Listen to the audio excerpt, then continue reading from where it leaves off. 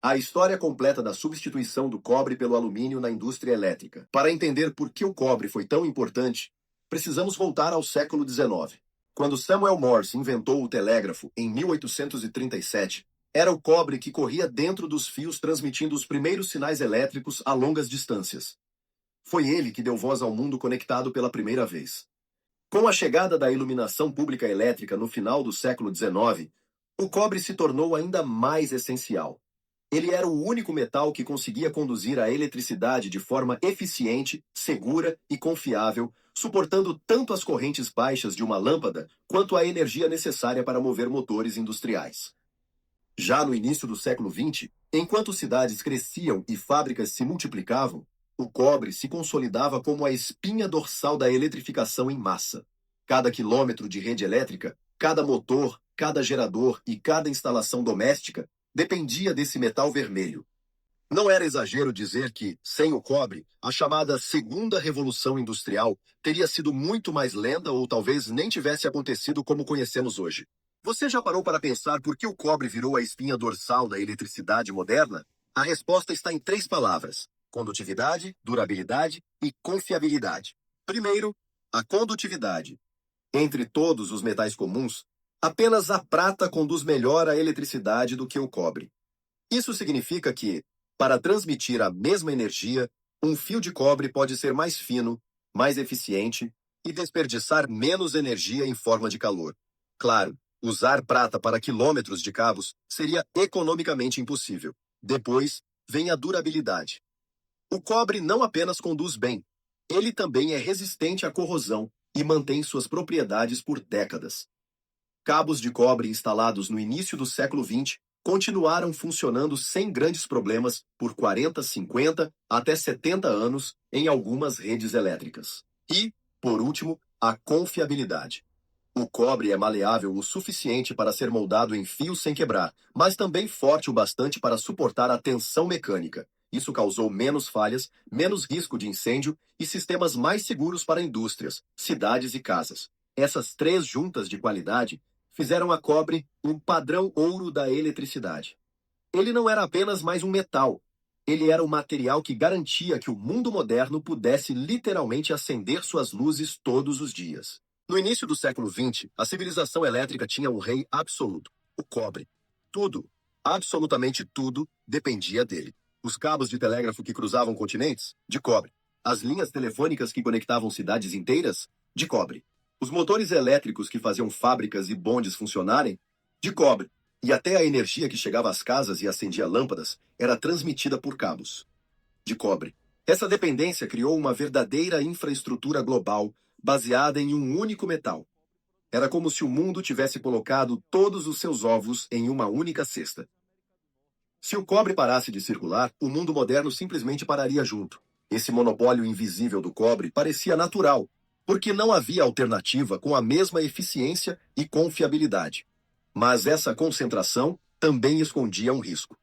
Qualquer crise na extração, no preço ou na distribuição do cobre poderia se transformar rapidamente em um problema mundial. E foi exatamente isso que aconteceu algumas décadas depois, quando o mercado global começou a sentir o peso dessa dependência excessiva. Décadas de 1960, 1970. Boom industrial, urbanização e corrida tecnológica. As décadas de 1960 e 1970 foram de pura transformação. O mundo estava vivendo um boom industrial sem precedentes. As fábricas se multiplicavam, a urbanização crescia em ritmo acelerado e as novas tecnologias surgiam todos os dias. Era a era da televisão em massa, da popularização dos equipamentos, da corrida espacial e da chegada dos primeiros computadores. Tudo isso tinha algo em comum: precisava de energia elétrica. Cada casa recém-construída protege quilômetros de mercúrio. Cada motor produzido em série consome quilos de cobre. Cada novo sistema de telecomunicações puxava ainda mais cabos. Só que havia um detalhe: a mineração não conseguiu atender essa demanda explosiva. O cobre, que sempre parecia abundante, de repente começou a se tornar um recurso escasso e caro. Foi nesse cenário que surgiram as primeiras grandes pressões para encontrar alternativas. Se o mundo não conseguisse um plano B, o crescimento econômico e tecnológico poderia literalmente ser sufocado pela falta de um único metal. Quando o cobre virou um gargalo econômico, Com a explosão da demanda nos anos 60 e 70, o cobre deixou de ser apenas um metal estratégico e passou a ser um fator de crise global. A mineração simplesmente não acompanhava o ritmo. Novas cidades, fábricas e indústrias pediam cada vez mais cabos, motores e transformadores. Mas as reservas demoravam anos para serem abertas e a produção não conseguia crescer na mesma velocidade. O resultado? Escassez generalizada. O preço do cobre disparou em bolsas de metais do mundo inteiro, tornando-se um dos grandes vilões da economia industrial da época. Para países dependentes de importação, isso causou inflação, atrasos em projetos de infraestrutura e até uma paralisação de setores inteiros. Governos e empresas começaram a sentir o impacto direto. Redes elétricas ficaram mais caras de expansão, projetos urbanos foram encarecidos, e até produtos do dia a dia, como eletrodomésticos, ficaram mais caros simplesmente porque havia cobre dentro deles. Era como se todo o desenvolvimento tecnológico estivesse preso por um gargalo. Um único metal era capaz de limitar o crescimento do mundo moderno. E foi justamente essa pressão que abriu as portas para que uma alternativa fosse levada a sério pela primeira vez: o alumínio. A escalada nos preços do cobre deixou claro: algo precisa ser feito. Governos e empresas de energia estão em estado de alerta máximo. A continuidade da eletrificação global, desde as linhas de transmissão até os eletrodomésticos, estava ameaçada. Nesse contexto, surgiram os grandes debates. Haveria como ampliar rapidamente a mineração de cobre? Seria possível reciclar em grande escala para reduzir a dependência de novas jazidas? Ou seria necessário encontrar um substituto, mesmo que não fosse perfeito? As companhias elétricas, pressionadas por custos cada vez mais altos, tentam testar materiais alternativos. Pesquisas em universidades e laboratórios financiados por governos exploraram ligas metálicas, novos revestimentos e até o uso de motores híbridos. Mas entre todas as opções, um metal já conhecido da indústria aeronáutica e da construção civil começou a ganhar força como possível herói dessa crise: o alumínio. Ele era abundante, leve e muito mais barato. A pergunta era: será que realmente poderia substituir a cobre nas veias elétricas do mundo moderno? Quando o alumínio foi colocado na mesa como alternativa, os argumentos eram sedutores. Primeiro, a leveza. Enquanto o cobre é denso e pesado, o alumínio pesa cerca de 3 vezes menos. Isso significava cabos mais fáceis de transportar, instalar e sustentar em grandes vãos de transmissão. Para linhas aéreas, por exemplo, a economia estrutural era enorme. Segundo, a abundância. Ao contrário do cobre, que está concentrado em algumas regiões do planeta, o alumínio é um dos elementos mais comuns da crosta terrestre. As reservas pareciam praticamente inesgotáveis, o que reduzia riscos de escassez futura. E o fator decisivo, o custo mais baixo. Mesmo exigindo mais volume de material para conduzir a mesma corrente elétrica, o alumínio ainda saía muito mais barato que o cobre. Para governos e companhias elétricas, isso era um alívio diante do cenário de crise. Tudo isso fez com que o alumínio surgisse como um verdadeiro salvador da pátria. Era a promessa de um metal moderno, econômico e democrático, pronto para sustentar a próxima etapa da eletrificação mundial. Mas, como sempre na história da tecnologia, o diabo estava nos detalhes. Com as vantagens aparentes na mesa, não demorou muito para que o alumínio saísse do laboratório e fosse parar no mundo real. Nas linhas de transmissão de longa distância, o impacto foi imediato. A leveza do alumínio permitia atravessar grandes vãos entre torres, reduzindo custos estruturais. Linhas aéreas gigantescas foram construídas, levando energia a regiões inteiras. Nesse cenário, o alumínio parecia perfeito, mas a ousadia maior veio nas residências e edifícios comerciais. Durante os anos 1960 e 1970, países como Estados Unidos e Reino Unido começaram a instalar cabos de alumínio em tomadas, interruptores e circuitos internos. O raciocínio era simples. Se funciona para linhas de alta tensão, por que não funcionaria dentro das casas? E no início, a substituição foi tratada quase como uma vitória tecnológica. Revistas técnicas celebravam a era do alumínio, construtoras economizavam milhões e governos aplaudiam a redução da dependência do cobre.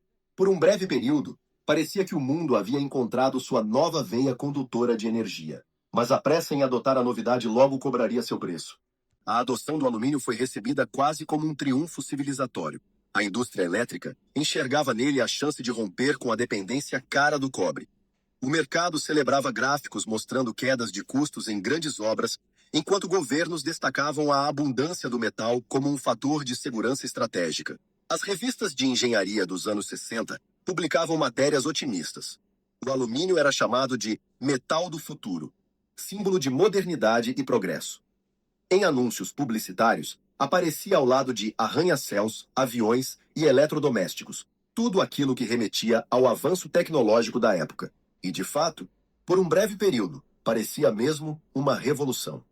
Linhas de transmissão mais baratas, obras de eletrificação em massa aceleradas, moradias populares equipadas com um material econômico e eficiente. O entusiasmo era tanto que poucos paravam para questionar. Será que estávamos prontos para substituir, de repente, um metal testado por séculos por um novo protagonista? A resposta, como a história mostraria, não seria tão simples quanto parecia.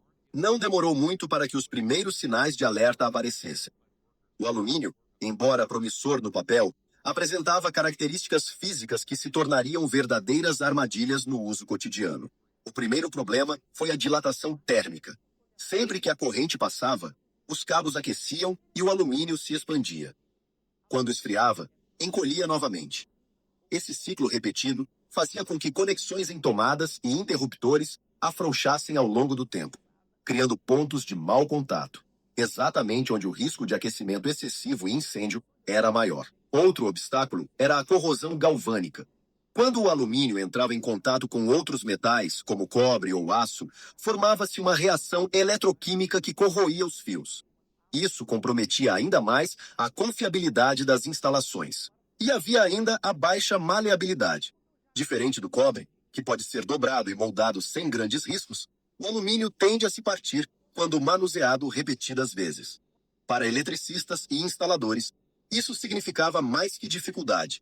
Significava falhas, reparos constantes e um aumento no risco de acidentes. O que no início parecia apenas uma questão de adaptação técnica, logo se tornaria um problema de segurança pública. Incêndios e falhas elétricas, acidentes em residências e prédios inteiros. Com o tempo, os problemas técnicos do alumínio deixaram de ser apenas um incômodo para eletricistas e engenheiros. Eles passaram a afetar diretamente a vida das pessoas. Na década de 1970, começaram a surgir relatos frequentes de falhas elétricas em residências recém-construídas. Tomadas que esquentavam demais, interruptores que derretiam e disjuntores que não davam conta de suportar o aquecimento anormal dos cabos de alumínio. Em muitos casos, o resultado foi trágico. Incêndios domésticos. Estudos realizados nos Estados Unidos mostraram que casas com instalações de alumínio tinham uma probabilidade de falhas elétricas perigosas até 55 vezes maior do que aquelas com cobre. E não se tratava apenas de residências. Prédios inteiros, escolas e escritórios passaram a registrar panes, quedas de energia e acidentes. O barato começava a sair caro. Famílias perderam bens, empresas sofreram prejuízos e, mais grave ainda, vidas foram colocadas em risco. O sonho de uma revolução elétrica econômica estava se transformando em um pesadelo de segurança pública. No início, parecia um avanço inevitável, mais barato, mais leve e abundante. Mas conforme os acidentes se acumulavam, a percepção pública e técnica mudou drasticamente. Aquela promessa de que o alumínio seria o grande sucessor do cobre começou a ruir diante da realidade. Engenheiros que antes celebravam o metal do futuro, agora se viam obrigados a admitir as limitações. Conexões frágeis, riscos de corrosão, baixa confiabilidade. Governos e órgãos reguladores passaram a investigar. Estudos científicos comprovaram que, ao contrário do que se dizia, o alumínio não podia simplesmente ocupar o lugar do cobre em todas as aplicações elétricas. Foi um choque de realidade. Não existia atalho milagroso. O custo menor na instalação se transformava em gastos maiores com manutenção, reformas e, em muitos casos, reconstrução após desastres. A confiança cega deu lugar à cautela, e a indústria percebeu que teria de repensar toda a estratégia. O alumínio poderia até ter espaço em certas áreas, mas estava longe de ser o substituto perfeito que prometeram. Depois do choque inicial, a indústria elétrica não desistiu imediatamente do alumínio. Pelo contrário, engenheiros e pesquisadores mergulharam em soluções para corrigir as falhas mais críticas. Foram desenvolvidas ligas especiais de alumínio, mais resistentes à corrosão e com maior maleabilidade, reduzindo os riscos de trincas e deformações. Ao mesmo tempo, surgiram novos conectores, projetados para suportar a dilatação térmica e garantir melhor contato elétrico.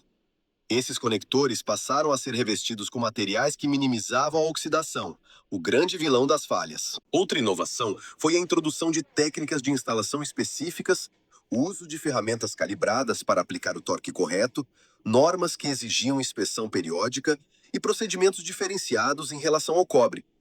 Essas mudanças não transformaram o alumínio em um substituto universal, mas tornaram seu uso seguro e viável em certos contextos, como nas linhas de transmissão de longa distância, onde a leveza do material compensava suas limitações. Era o início de uma convivência forçada, alumínio e cobre, cada um no seu espaço, cada um com seu papel. Se nas instalações residenciais o alumínio foi sinônimo de dor de cabeça, nas linhas de transmissão de longa distância, ele acabou se tornando um verdadeiro aliado. O motivo era simples. Em cabos suspensos por torres elétricas que percorriam centenas de quilômetros, o que mais importava não era só a condutividade, mas também o peso. E nesse quesito, o alumínio tinha uma vantagem gigantesca. Ele é 3 vezes mais leve que o cobre. Isso significava que as torres podiam ser construídas com menos robustez, o que reduzia custos e acelerava obras. Além disso, o alumínio é abundante, o que garantia fornecimento estável para projetos de expansão em larga escala. Foi nesse contexto que surgiram os cabos de alumínio com núcleo de aço, conhecidos como ACSR, Aluminium Conductor Steel Reinforced. Essa combinação usava a leveza e a condutividade do alumínio com a resistência mecânica do aço, evitando rompimentos. Graças a essa solução, o alumínio não só sobreviveu no setor elétrico, como se tornou o material padrão nas linhas de transmissão modernas. Até hoje, quando você vê aquelas gigantescas linhas cortando paisagens inteiras, é quase certo que está olhando para cabos de alumínio. Ou seja, apesar dos tropeços, o alumínio encontrou o seu palco e nele brilhou. No fim das contas, a substituição completa do cobre pelo alumínio nunca aconteceu. O que surgiu foi uma convivência pragmática. Cada metal passou a ser usado onde fazia mais sentido técnico e econômico. O cobre permaneceu insubstituível em sistemas que exigem alta confiabilidade, maior durabilidade e tolerância. As sobrecargas, como em instalações elétricas residenciais e comerciais, motores, transformadores e equipamentos eletrônicos sensíveis. Seu desempenho superior ainda garante segurança e eficiência nesses contextos. Já o alumínio encontrou seu espaço em aplicações de grande escala, como nas linhas de transmissão e distribuição de energia. Seu custo mais baixo, aliado à leveza, tornou viável expandir a infraestrutura elétrica global sem que o peso e o preço se transformassem em obstáculos. Hoje, a indústria elétrica vive uma espécie de equilíbrio simbiótico. Cobre e alumínio coexistem, cada um cumprindo papéis complementares. Se o cobre é o coração da confiabilidade, o alumínio é a espinha dorsal da expansão. E essa convivência, consolidada ao longo das últimas décadas, continua moldando o mundo moderno, da tomada da sua casa até as linhas que cruzam continentes. A substituição do cobre pelo alumínio deixou uma lição clara. Economia não pode vir antes da segurança. Quando nos anos 60 e 70, empresas e governos apostaram no alumínio como solução milagrosa para reduzir custos, os resultados mostraram o contrário: incêndios, falhas e gastos ainda maiores para corrigir problemas. Esse episódio mostrou que na engenharia elétrica e em qualquer setor crítico, não basta olhar apenas para o preço ou para a abundância de um material. É preciso avaliar o ciclo de vida completo, a confiabilidade, os riscos e até os custos ocultos de manutenção e prevenção de acidentes. No fim, a grande lição foi que a pressa em buscar alternativas pode criar crises ainda mais caras e perigosas. Hoje, qualquer tentativa de substituir materiais essenciais passa por testes rigorosos, padrões internacionais e um equilíbrio entre eficiência econômica e segurança coletiva. Ou seja, aprender que cada centavo economizado à custa da confiabilidade pode sair caro demais não apenas para empresas, mas para milhões de pessoas que dependem de energia segura todos os dias. A crise de substituições do cobre pelo alumínio deixou marcas profundas, mas também trouxe avanços. Nos anos 60 e 70, milhões de acidentes expuseram a fragilidade da falta de regulamentação. O resultado foi uma transformação, a padronização das normas elétricas. Governos e órgãos reguladores passaram a exigir testes mais rigorosos, certificações de materiais e manuais de instalação mais detalhados. Nasceram normas nacionais e internacionais que hoje são a base da segurança elétrica em todo o mundo, como as NBRs no Brasil e as diretrizes da ANSI e IEC no exterior. Além disso, a fiscalização ganhou força. As instalações elétricas passaram a ser operadas, os profissionais precisaram de formação técnica certificada e os fabricantes foram obrigados a garantir a qualidade real dos cabos e conectores que colocavam no mercado. Ou seja, de um problema grave nasceu um avanço coletivo. A crise deixou claro que a energia elétrica é um bem vital e não pode depender apenas de interesses econômicos. Graças a esse legado, hoje podemos ligar um aparelho em casa com a confiança de que por trás da tomada existe um sistema testado, padronizado e fiscalizado. Depois de décadas de aprendizado, o mercado elétrico encontrou um equilíbrio inteligente. Hoje, cobre e alumínio não são rivais, mas parceiros estratégicos, cada um com seu papel bem definido. O cobre continua sendo o padrão em instalações que desabilitam máxima segurança, durabilidade e confiabilidade, como circuitos residenciais, hospitais, centros de dados e eletrônicos de alto desempenho. Sua maleabilidade e resistência à corrosão ainda são insubstituíveis em ambientes críticos. Já o alumínio encontrou seu espaço nas linhas de transmissão de longa distância, onde seu peso limitado e menor custo superam as especificações.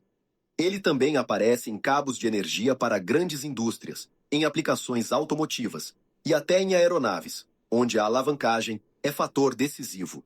O detalhe é que agora tudo é feito sob normas rigorosas. Conectores especiais, ligas otimizadas e inspeções regulares garantem que a convivência entre os dois metais seja segura e eficiente. Em resumo, aprender que não existe um metal perfeito, mas sim o uso correto no contexto certo.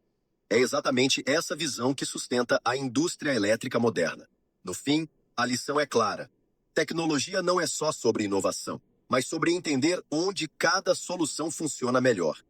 Se essa reflexão te atraiu, se inscreva no canal e compartilhe esse vídeo. Vamos levar ciência e história para mais pessoas.